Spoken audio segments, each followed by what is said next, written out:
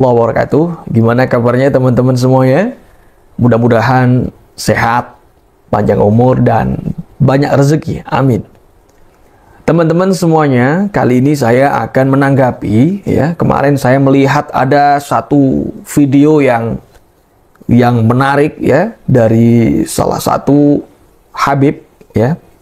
Dia adalah seorang Ba'alawi. Nah, ini orang sukanya kemana-mana. Saya lihat itu selalu mengatakan orang lain yang bukan golongannya itu nasabnya palsu. Semua dikatakan palsu. Jadi cuma dia sendiri yang asli, ya. Dia dan golongannya yang asli, lainnya palsu. Kayak gimana videonya? Nah, coba lihat yang satu ini. Jadi Gus Hasan Ahsan Malik itu bukan Sayyid ya. Gus Hasan Ahsan Malik bukan Sayyid, bukan. Sampaikan video ini kepada Gus Hasan Ahsan Malik. Bilang kepada dia, Anda bukan Sayyid. Anda bukan Sayyid. Anda bukan Sayyid. Anda bukan Sayyid. Ya. Jadi jangan mengaku-ngaku Sayyid ya.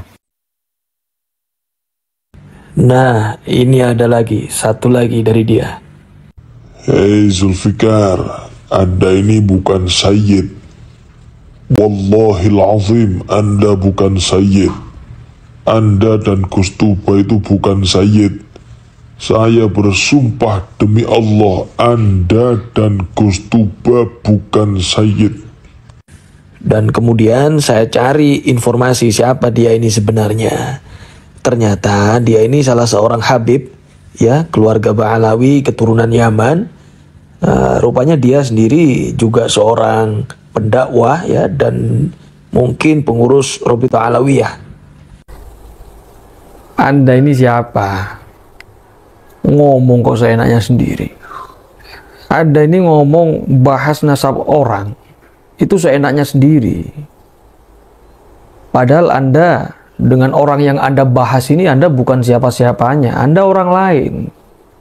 Anda ngomong sama beliau ya, yang saya tahu ya, beliau ini salah satu putra dari seorang ulama besar, pengasuh pondok pesantren Zainul Hasan Genggong, Probolinggo.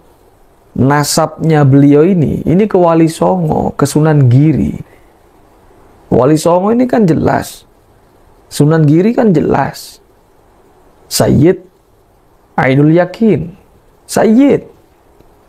Beliau keturunan dari jalur laki-laki. Berarti kan Sayyid juga. Hati-hati loh kalau ngomong. Anda mengatakan nasab orang lain majhul, bukan Sayyid, palsu. Anda sudah menolak nasabnya orang lain. Itu bukan wilayah Anda, bukan hak Anda mengatakan seperti ini. Ini haram. Sekarang coba Anda dikatakan seperti itu. Anda pasti marah-marah. Wah, nggak ada yang mengatakan Anda bukan Sayyid aja Anda marah-marah. Seluruh orang selain golongan Anda, selain Ba'alawi, Anda cap palsu semuanya bukan Sayyid. Anda sendiri juga membingungkan. Dulu ngaku Habib, saya Habib. Habis itu ganti. Nah, coba lihat ini. Ini Anda komentar ya dulu di video saya. Channel Anda dulu namanya Habib, kan? Sekarang sudah berubah. Lihat komentar Anda ini. Ini sombong sekali Anda ini. Anda ini Habib tapi sombong. Anda mengatakan Dzurriyyah Wali Songo gak ada yang ahli nasab. Ya, ini Anda sangat merendahkan Dzurriyyah Wali Songo. Kalau yang Anda maksud Dzurriyyah Wali Songo gak ada yang ahli nasab tentang nasabnya habaib, ya jelas. Karena Wali Songo bukan golongan Ba'alawi, bukan golongan habaib. Wali Songo ini Sayyid Syarif, Dzurriyyah Rasul. Ya yang dipahami, yang dipelajari, ya nasabnya sendiri. Ngapain ngurusin nasabnya orang lain? Apalagi nasabnya pendatang. Komentar Anda ini loh, ghamtun nas, merendahkan manusia yang lainnya. Ini sombong ini. Ini bukan akhlak yang diajarkan Rasul.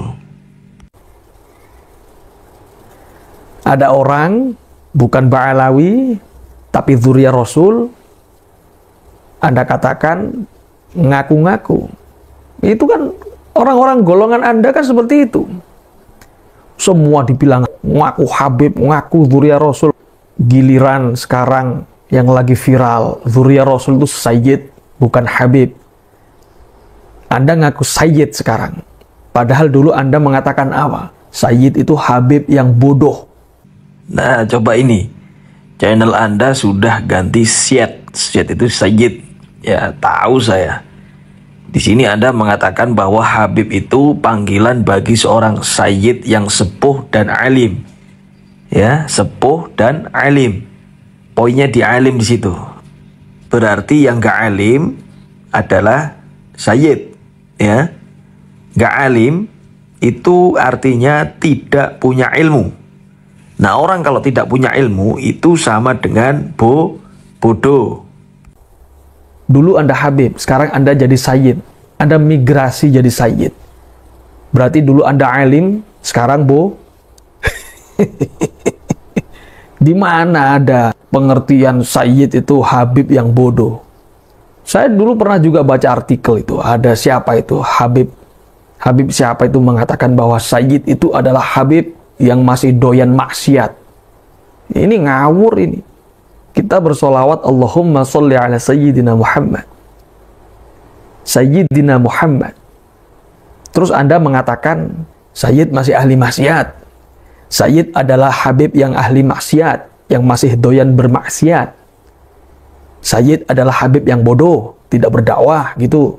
Baca itu, Allahumma sholli ala Sayyidina Muhammad. Dari Habib migrasi ke Sayyid. Anda seolah nggak pede dengan kehabiban Anda. Habib aja lah, nggak usah ganta-ganti. Nanti viral Syarif, Anda ganti lagi Syarif. Semua Anda ambil, orang lain nggak boleh. Anda ini siapa? Dzurriyyah Wali Songo itu sudah ada jauh berabad-abad sebelum Anda dan kelompok Anda datang ke Nusantara. Datuk-datuk kami dulu datang ke Nusantara. Jauh berabad-abad sebelum kalian datang. Datuk-datuk kami dulu itu berdakwah. Meneruskan perjuangan Rasulullah Muhammad SAW. Rahmatan lil alamin. Rahmatan lin nas. Berdakwah di Nusantara, kemudian menikah dengan wanita-wanita Nusantara, dan membumi, tidak mengajarkan kasta, karena di Islam tidak ada kasta. Kami semuanya membumi, tidak seperti Anda dan kelompok Anda, tidak mau membumi, tidak mau menikah dengan wanita Nusantara. Paling kalau mau menikah dengan wanita Nusantara dijadikan istri yang keberapa gitu. Banyak buktinya. Di Pasuruan banyak. Apalagi sebaliknya. Laki-laki Nusantara nggak boleh menikahi wanita-wanita dari golongan Anda. Haram. Nasab terputus. Ya. Bahkan hukumnya zina. Wah, ini dalil dari mana ini? Jadi sekali lagi saya tegaskan bahwa dari zaman dulu leluhur-leluhur kami sudah membumi, sudah menjadi orang pribumi dan bangga menjadi seorang pribumi. Nyaman menjadi seorang pribumi, damai menjadi seorang pribumi. Kemudian datanglah VOC, datang lagi Belanda, datang lagi penjajah-penjajah yang lainnya. Nah, sedangkan Anda sendiri dan kelompok Anda, ya, itu pendatang baru. Ibaratnya sebuah pemukiman, sebuah tempat, ya, sebuah daerah, wilayah. Anda ini tamu. Tamu kok sok tahu nasabnya yang punya rumah, nasabnya yang punya wilayah. Anda ini tamu. Kami, ya, yang ada di Nusantara ini menghormati tamu. Sebagaimana yang disabdakan oleh baginda Nabi, "Man kana yu'minu billahi wal yaumil akhir falyukrim dhaifah." Barang siapa yang beriman kepada Allah dan hari akhir, muliakan tamunya. Nah, tamu sebagai seorang tamu harus punya adab, harus tahu diri. Dia datang ke tempatnya siapa. Harus tawadhu, nggak boleh songong. Kaidah yang harus dipegang sebagai seorang tamu. Ad-dhaif kal mayyit baina yadayil ghasil. Tamu itu bagaikan mayit di antara tangan siapa? Yang memandikan jenazah. Mau diapakan ya harus mau. Mayit, jenazah, dimandikan kok gak mau. Malah gerak. Malah marah-marah, songong. Jangan salahkan kalau yang mandikan itu nempeleng. Makanya hati-hati. Jadi tamu itu yang punya adab, tahu diri, punya etika. Makanya habaib-habaib zaman dulu itu sopan semua. Gak ada yang belagu, gak ada yang songong. Tawaduk semua. Nah, Anda ini siapa? Sekarang mengatakan nasab Wali Songo palsu. Wali Songo gak punya keturunan. Anda bukan sayyid, kamu bukan sayyid. Terus yang sayyid kamu sendiri. Oke, silakan ambil kalau kamu sayyid. Kami nggak pakai sayyid-sayyidan nggak masalah. Tapi kami yang punya rumah. Jangan salahkan kalau yang punya rumah pada marah. Dan berikutnya. Ini komentar Anda yang sangat-sangat lucu ya. Anda mengkomentari saya ketika berjalan di belakangnya Gus Tuba. Anda komentar Sayyid kok rendah banget di belakang Gus Tuba. Sudah saya kasih tahu bahwasanya saya diundang dalam rangka haul waliullah, kakeknya beliau. Saya tamu. Karena saya tamu, maka saya bagaikan mayit. Mau diapain saja terserah. Gak ada masalah buat saya. Di situ gak ada hubungannya dengan rendah tingginya derajat. Gak ada. Gus Tuba itu sayyid. Nasab saya dan Gus Tuba itu bertemu di titik yang sama. Di Sayyid Ainul Yakin, Sunan Giri. Justru saya sangat dimuliakan oleh beliau. Saya berangkat, dijemput, diantar, ditaruh di ruang VVIP. Saya sangat dimuliakan sekali di situ oleh beliau. Dan justru sebenarnya saya malah merasa sangat terhormat dikawal oleh beliau. Lu bener lu, cobalah Anda belajar.